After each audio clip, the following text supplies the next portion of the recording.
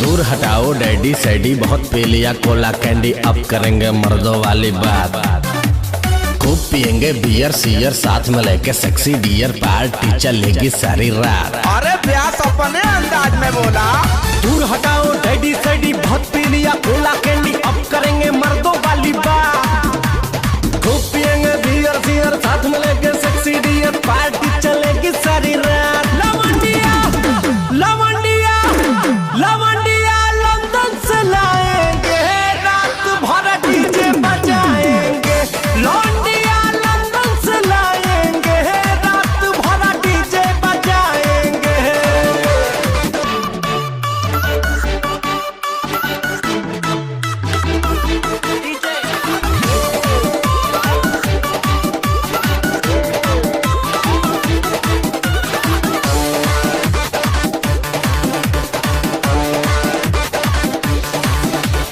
रजनी के स्टाइल में सिगरेट जलाएंगे, धुएं का छल्ला बनाकर उड़ाएंगे।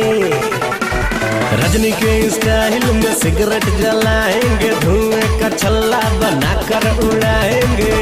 लवंडिया लवंडिया लवंडिया लंदन से लाएंगे, रात भर डीजे बजाएंगे।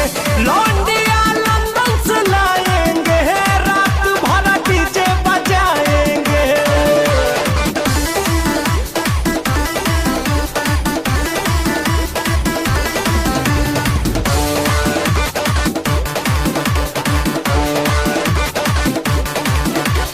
अंग्रेजी बेबी को देसी पिलाएंगे, भोजपुरिया गानों पे ठुमका लगाएंगे। अंग्रेजी बेबी को देसी पिलाएंगे, भोजपुरिया गानों पे ठुमका लगाएंगे। लवंडिया लवंडिया